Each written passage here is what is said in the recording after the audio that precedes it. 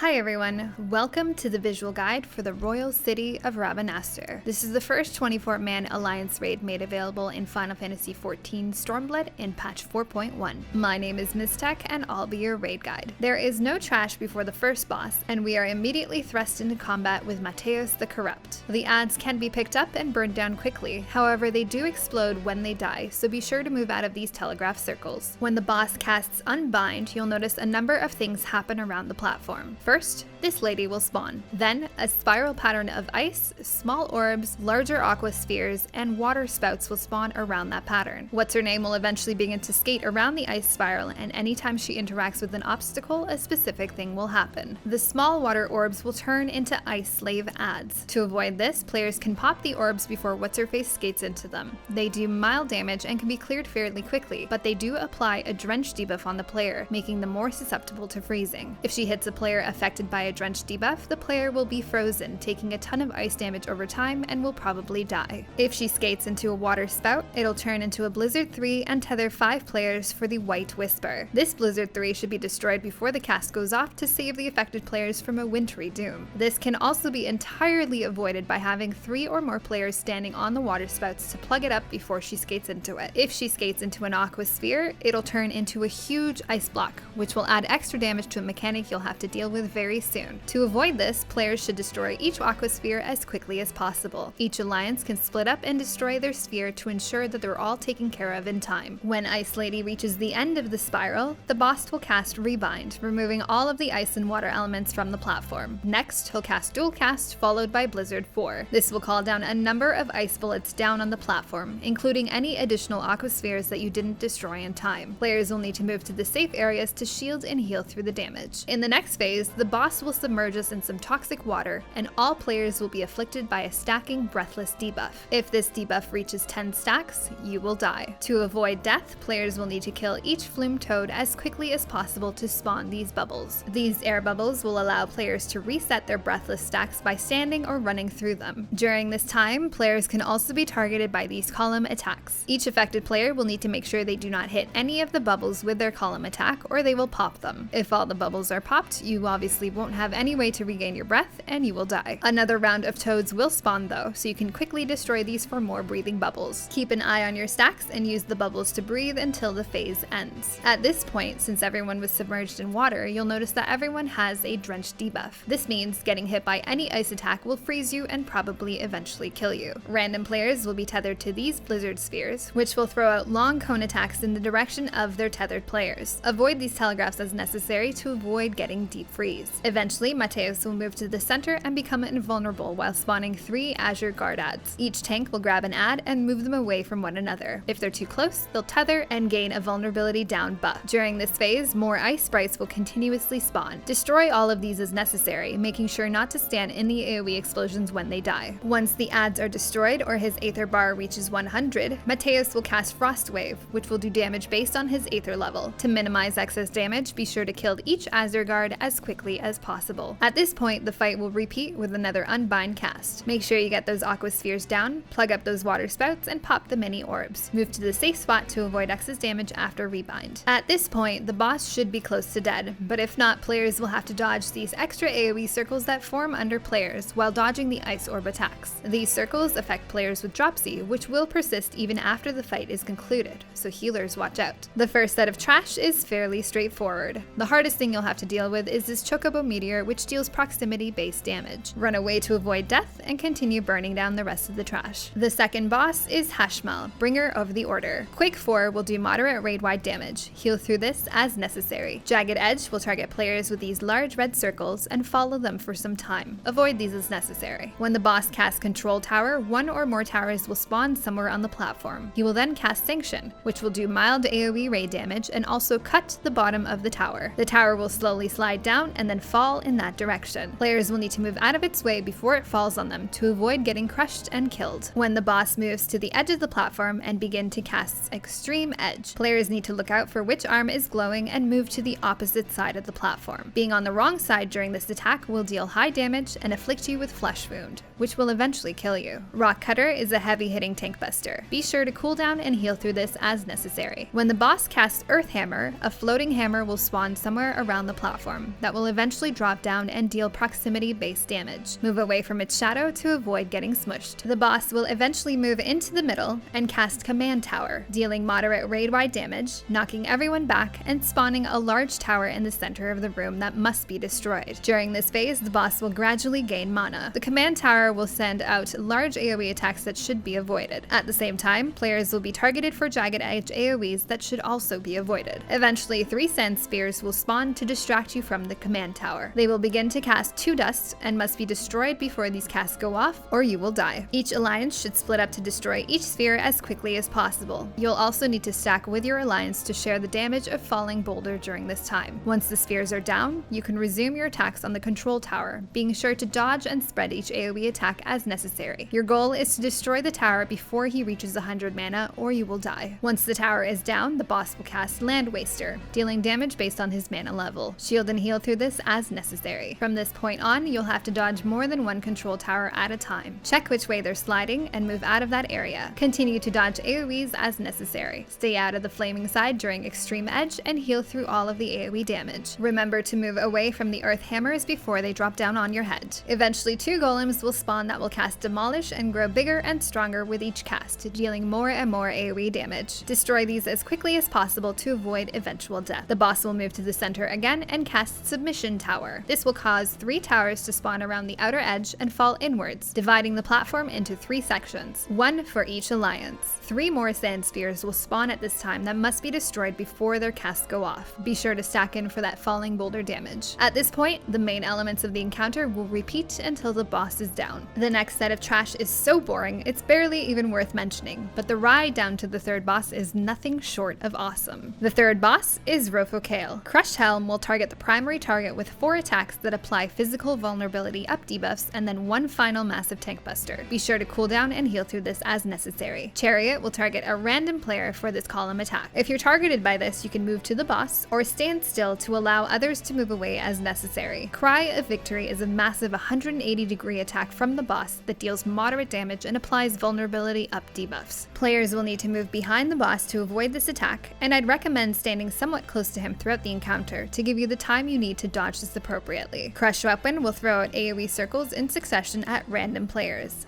Avoid these as necessary. When he casts Trample, he will turn in a direction and then trample anyone in his path in a figure 8 pattern. Make sure you're not in his way to avoid damage, debuffs, or even death. The boss will disappear and 5 clones will spawn in sequence around the outer edge. They will each rush across the platform in a straight line. This creates 2 safe zones next to the 2 outer clones. Stand in these areas to avoid excess damage or death. These main mechanics will repeat until the boss moves into the middle, spawns 3 ARCHAEODEMONs, and begins to charge up his Ethereal Acceleration Gauge. Each demon will be trapped in a separate prison, and the alliances will have to split up to destroy them. Each demon will throw out massive AoEs that should be avoided, all while ROCKCUTTER is charging around the outside of the arena, trampling and knocking over anyone in his way. In this phase, players will need to do their best to stand in the inner half of their prison while destroying their demon, avoiding the AoE attacks as much as possible. The goal is to destroy each demon before the boss gauge reaches 100, or you will die. Once all the adds are down, players can stack in the middle to wait for the ultimate attack. Shield and heal through the damage as necessary. In the next phase, Embrace will cause a number of circles to spawn around the room that will fade in and out of visibility. If a player walks over these circles, they'll explode in a larger AoE circle, binding any player in its proximity. This can be tricky to deal with if you find yourself needing to dodge AoE attacks at the same time. However, the bind can be dispelled if you find yourself caught in it. Pomp and Circumstance will do proximity-based damage from the boss. Players will need to move away from the boss as much as possible to reduce damage. You'll need to dodge more of these clone attacks across the platform as well, so be on the lookout for these giant telegraphs. Dark Gesh will make the room super dark and apply a bleed debuff on all players. Interact with all of the dark circles to get out of this phase, and then be ready to find the safe spots to safely dodge the clone attacks. These mechanics will repeat until the boss is down. Finally, we reach the last boss, ARGATH THADALFUS. Crippling Blow is a Tankbuster that should be cooled down and healed through. Crush Weapon is the same attack as in the 3rd boss, and players will need to avoid each AoE circle as necessary. SOULFIX This is a point-blank AoE attack. Move out of melee range to avoid it. The most interesting mechanic begins with the flashing of either a white angel face or a dark demon face on your screen. Immediately after, you'll receive a divine commandment of either turn away or scatter. If the angel face flashed on your screen, you want to obey the commandment and do what it says, by either turning away or running around. If the demon face flashes on your screen, you want to disobey the next commandment and do the opposite, by either facing the boss or standing still. Getting hit by attacks here or dealing with your divine commandments incorrectly will apply an unnerved debuff to you. Should this debuff reach 3 stacks, you will turn into a chicken and will be forced to run to the outside of the platform. Trepidation will call down a number of meteors around the platform. Have at least one player stand in each circle to avoid excess damage. Unrelenting will throw out a few frontal cones that should be avoided. Judgment Blade will mark up players with blades over their heads and spawn a number of square AoEs around the arena that should be avoided as they apply a bleed debuff. After some time, these players will drop long cross-shaped AoEs from their position, further limiting the safe areas of the platform. The boss will also disappear and a proximity-based damage marker will pop up somewhere on the platform. Players will need to move away from this marker while also avoiding the Judgment Blade AoEs. To handle this easily, the players with the blades can stack in the middle so all of their AoE attacks overlap,